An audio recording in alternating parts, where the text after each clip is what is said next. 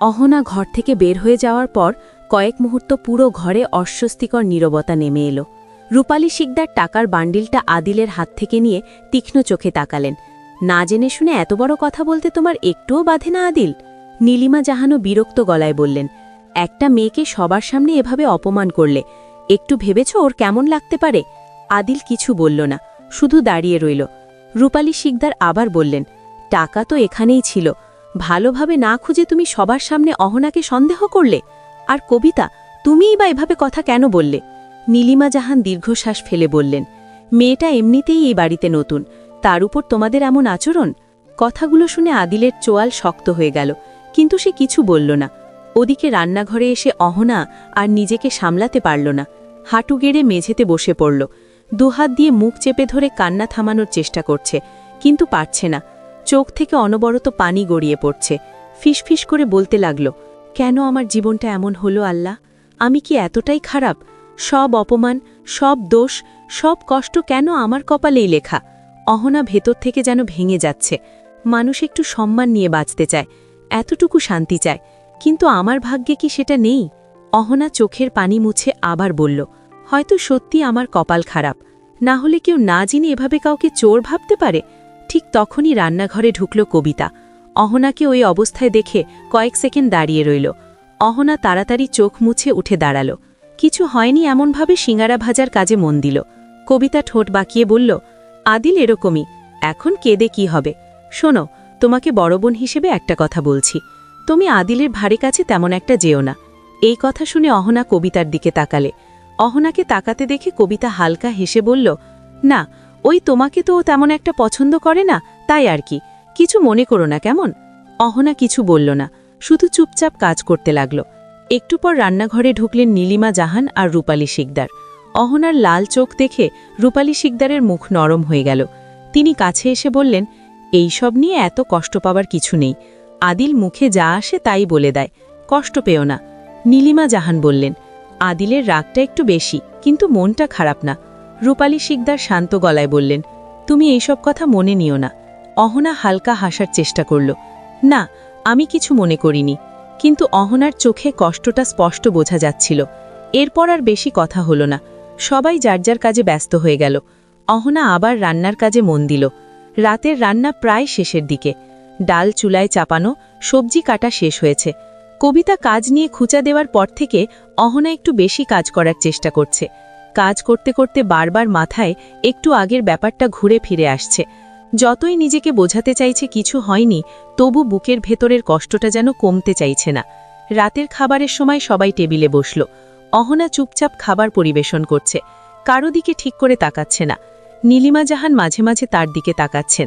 মেয়েটার মন যে এখনও খারাপ সেটা বুঝতে পারছেন। রূপালী শিকদার বললেন, অহনা, তুমি বসো, খেয়ে নাও। অহনা হালকা মাথা নেড়ে বলল, না, আমি পরে খাব। রূপালী শিকদার বলল, এখনই খেয়ে নাও। অহনা আর কথা বাড়াল না, চুপচাপ বসে পড়ল। আদিল এখনও বাসায় ফেরেনি। খাওয়া শেষ হলে অহনা সব গুছিয়ে রান্নাঘরে নিয়ে গেল। থালা বাসন ধুতে লাগল। কবিতা কাজ শেষে এসে বলল, আমি করে নেব, তুমি যাও। অহনা বলল, আর তো বাকি নেই, সব হয়ে গেছে। কবিতা ঠোঁট বাঁকিয়ে চলে গেল। রাত ধীরে ধীরে গভীর হল। ঘড়িতে তখন প্রায় 1টা বাজে।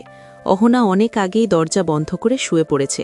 আজকে তার ভীষণ ক্লান্ত লাগছে, চোখ লেগে এসেছে। হঠাৎ দরজায় জোরে জোরে ধাক্কার শব্দ হলো। শব্দটা শুনে অহনা ধরফড়িয়ে উঠে বসল। বুকের ভেতরটা ধকধক করছে। অহনা বিছানের দিকে তাকালো, আদিল নেই। অহনার মনে পড়ল ও আজকে দরজা বন্ধ করে শুয়ে পড়েছে। অহনা তাড়াতাড়ি উঠে দরজা খুলল। দরজা খুলতেই আদিল টলটলে টলতে ভেতরে ঢুকে পড়ল। শরীর থেকে কেমন একটা বিশ্রী গন্ধ ভেসে আসছে। অহনা কিছু বলল না, তবে মনে মনে ভাবল, ওনার এসব বাজে অভ্যাসও আছে। অহনা দরজাটা বন্ধ করে দিল, তারপর গিয়ে সোফায় শুয়ে পড়ল। আজ তার আর কথা বলার ইচ্ছে নেই। আদিল প্রতিদিন ফিরলে অহনা জিজ্ঞেস করে, এত দেরি করে কেন ফিরলেন? কিন্তু আদিল জবাব দেয় না। তাই অহনা সিদ্ধান্ত নিয়েছে এই সম্পর্কটাকে ও আর একা একা টানবে না। এভাবে যতদিন যায় তো যাবে, সবটা ভাগ্যর উপর ছেড়ে দিয়েছে। আদিল ধীরে ধীরে ওয়াশরুমে ঢুকল। কিছুক্ষণ পর বের হয়ে এসে বিছানায় বসল। এক হাত দিয়ে মাথা চেপে ধরেছে, অন্য হাত দিয়ে বিছানার চাদরটা শক্ত করে খামচে ধরে আছে। মনে হচ্ছে খুব কষ্ট হচ্ছে। অহনা সোফা থেকে তাকিয়ে দেখছে, মনে মনে বলল, কি হয়েছে ওনার? নিজেকে বলল, না, উঠব না, ওনার ব্যাপারে আমার মাথা ঘামানোর দরকার নেই। কিন্তু কয়েক মুহূর্ত পরই আর থাকতে পারল না। ধীরে ধীরে উঠে দাঁড়ালো। আদিলের কাছে গিয়ে দাঁড়ালো, নরম গলায় বলল, আপনার কি শরীর খারাপ? কথাটা শেষ হতেই আদিল হঠাৎ তার বাহু শক্ত করে ধরে ফেলল। অহনা কিছু বুঝে ওঠার আগেই আদিল তাকে টেনে বিছানায় ফেলে দিল। অহনা হতভম্ব হয়ে তাকিয়ে রইল। আদিল তার উপর ঝুঁকে পড়েছে। দুজনের মুখ খুব কাছাকাছি। অহনার বুক ধকধক করছে। আদিলের চোখ লাল, শ্বাস ভারী হয়ে আসছে। সে কয়েক মুহূর্ত শুধু তাকিয়ে রইল অহনার দিকে। মনে হচ্ছে অনেক কথা জমে আছে তার চোখে। অহনা ধীরে বলল, আপনি কি করছেন? আদিল কোনো উত্তর দিল না। অহনা সাহস করে বলল, একটা চোরকে ছুঁতে আপনার বিবেকে বাজছে না? আদিল এক হাত দিয়ে অহনার চুলগুলোকে কানের পাশে গুজে দিল। ধীর কণ্ঠে বলল, তুমি আমার ওয়াইফ, আমার রাইট আছে তোমাকে ছোঁয়ার। ওয়াইফের শরীর ছোঁয়ার আগে তার মন ছোঁয়ার চেষ্টা করেছেন কোনোদিন? সবার সামনে চোর অপবাদ দেওয়ার আগে মনে পড়েনি যে আমি আপনার স্ত্রী হয়? আদিল একটু ঝুঁকে গিয়ে অহনার কপালে ঠোঁট ছোঁয়ালো। ফিসফিস করে বলল, তখন মনে পড়েনি, তবে এখন মনে পড়ছে। আদিলের কথা শুনে অহনার ভীষণ রাগ লাগছে। আদিলকে হালকা ধাক্কা দিয়ে বলল, উঠুন, আপনি নেশা করে আছেন, কালকে সকালে সব ভুলে যাবেন। এই কথা বলে অহনা আদিলকে সরিয়ে উঠতে গেলে আদিল অহনার হাত ধরে আবারও বালিশের উপর ফেলে দিল। অহনা বিরক্ত হয়ে বলল, কি চায় আপনার? আপাতত তোমাকে চাই। অহনা মুখ ঘুরিয়ে নিল। আমার আপনার কাছে আসা উচিত হয়নি একদম। আদিল হালকা হেসে বলল, মুরগি তো শেয়ালের কাছে আসবেই। আপনি ভুল জানেন, শেয়াল যায় মুরগির কাছে। কই, আমি তো তোমার কাছে যাইনি।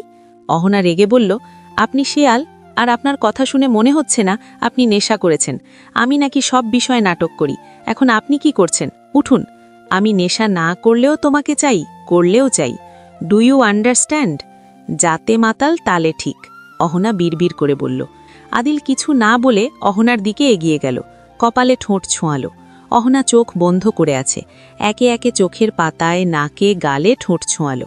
আদিল হঠাৎ বলল, সারাদিন বসে থাকতে থাকতে শরীরটাকে ফার্মের মুরগির মতো করে রেখেছ, ছুলেই গলে যাচ্ছ। অহনার কান দিয়ে মনে হচ্ছে গরম ধোঁয়া বের হচ্ছে। গাল লাল হয়ে উঠেছে। কোনো মতে বলল, ছি, কি অসভ্য কথাবার্তা, নির্লজ্জ লোক। আদিল হাসল। গলায় মুখ ডোবাতেই অহনা জমে গেল। বিছানার চাদর খামচে ধরল। অহনার ওই দিনের কথা মনে পড়ল, যেদিন আদিল জোর করে অহনার উপর অধিকার খাটিয়েছিল। কিন্তু সেদিনের স্পর্শ কোমল ছিল না আজকের মতো। আজকে ওনার কি হলো? গলার মধ্যে ঠোঁটের ছোঁয়া পেতেই অহনার ভাবনার সমাপ্তি হলো। অহনাকে নড়ে চড়ে উঠতেই আদিল ধমকে বললে, ডোন্ট মুভ, ইডিয়েট।